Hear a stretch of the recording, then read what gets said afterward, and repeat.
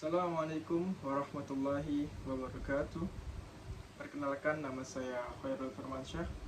Saya dari kelas mesin B1 Malam. Kali ini saya akan membawakan kultum singkat yang berjudul yang bertema pentingnya akhlak dalam Islam dan pendidikan anti korupsi. Akhlak adalah ilmu yang mempelajari tentang keutamaan yang harus dilakukan setiap manusia dengan cara mengikutinya sehingga dalam jiwa terdapat kebaikan. Adapun sumber ajaran akhlak adalah Al-Quran dan hadis. Sesungguhnya tingkah laku Nabi Muhammad merupakan sebuah contoh suri tauladan bagi umat manusia. Segala ucapan beliau dan perilakunya senantiasa mendapatkan bimbingan dari Allah. Al-Quran dan Sunnah Rasul adalah ajaran yang paling mulia dari segala ajaran manapun. Apabila akhlak seorang itu baik, maka sejahteralah lahir dan batinnya. Namun, apabila akhlak seorang itu buruk, maka rusaklah lahir dan batinnya. Sesungguhnya akhlak yang baik akan membuat seorang selalu aman, tenang, dan tidak adanya perbuatan yang tercela. Namun apabila akhlak seseorang itu buruk, pasti akan menjadi sebuah sorotan di lingkungan sekitar. Sesungguhnya manusia itu terdiri dari unsur jasmaniyah dan rohaniyah. Dalam kehidupannya pasti terdapat sebuah masalah lahiriah maupun batiniah yang berkaitan dengan akhlak. Adapun pembagian akhlak yaitu ada dua macam, akhlakul karimah dan akhlakul mazmumah. Macam-macam akhlakul karimah diantaranya sebagai berikut: al-manah, sifat jujur dan dapat dipercaya. Alifah, sifat yang disenang. Al-afwu, sifat maaf. Al-khairu, kebaikan atau berbuat baik. Macam-macam al-khalaqul mazmumah diantaranya sebagai berikut: al-ananiyah, atau sifat egoitis. Al-bakhyu, suka obral diri terhadap lawan jenis. Al-bukhlu, sifat kikir. Dalam Al-Quran, akhlak mulia sebagai amalan diungkapkan dengan kalimat bahwa jika kita berbuat baik dan berperilaku baik, maka balasan yang didapatkan pun akan baik. Allah berfirman dalam surat Ar-Rahman ayat 60, tidak ada balasan kebaikan kecuali kebaikan pula. Dan juga Allah berfirman dalam Quran surat An-Nisa ayat 69 dan sampai 70.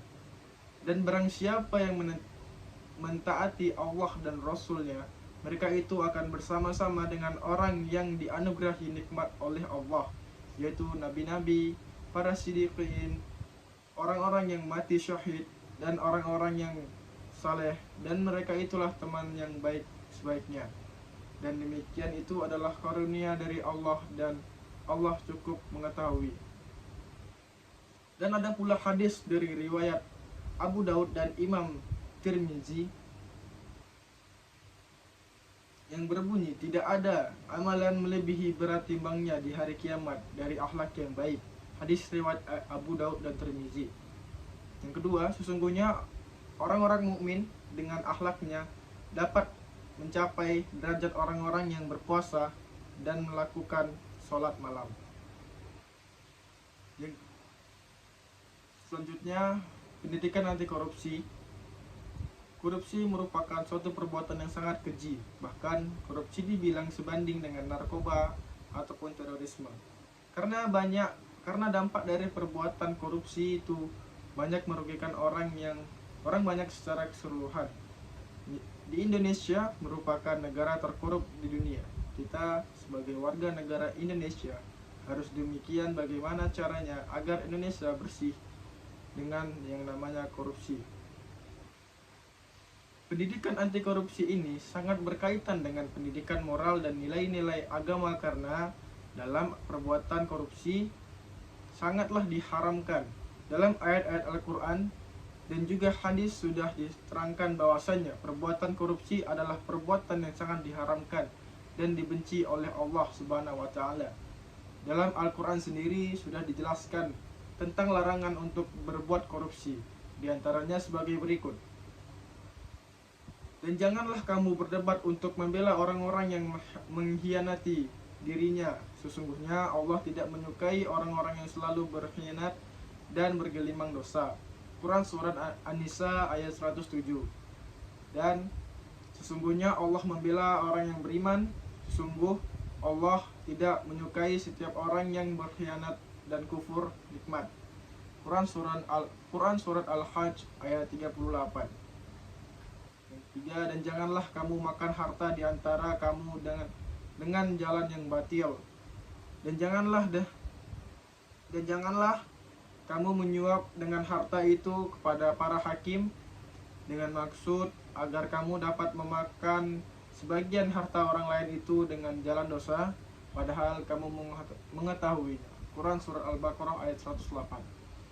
Dalam dalil Al-Quran sudah dijelaskan bahwasanya Allah sangat benci terhadap orang-orang yang berkhianat. Dapat disimpulkan bahwasanya Allah melarang perbuatan korupsi karena perbuatan korupsi merupakan salah satu bentuk pengkhianatan. Bahkan Rasulullah juga menegaskan dalam hadisnya yang menerangkan begitu detail dan jelas. Beliau bersabda, "Terlaknatlah orang yang disuap dan yang menyuap." Hadis riwayat Ahmad. Pendidikan korupsi sudah dijelaskan pada masa Nabi. Contohnya pada zaman Nabi Sulaiman. Nabi Sulaiman dirayu oleh Ratu Bilqis agar tidak melaksanakan agamanya terhadap Ratu Bilqis, sehingga Nabi Sulaiman disuap oleh Ratu Bilqis dengan harta dan kedudukan. Akan tetapi itu semua ditolak oleh Nabi Sulaiman.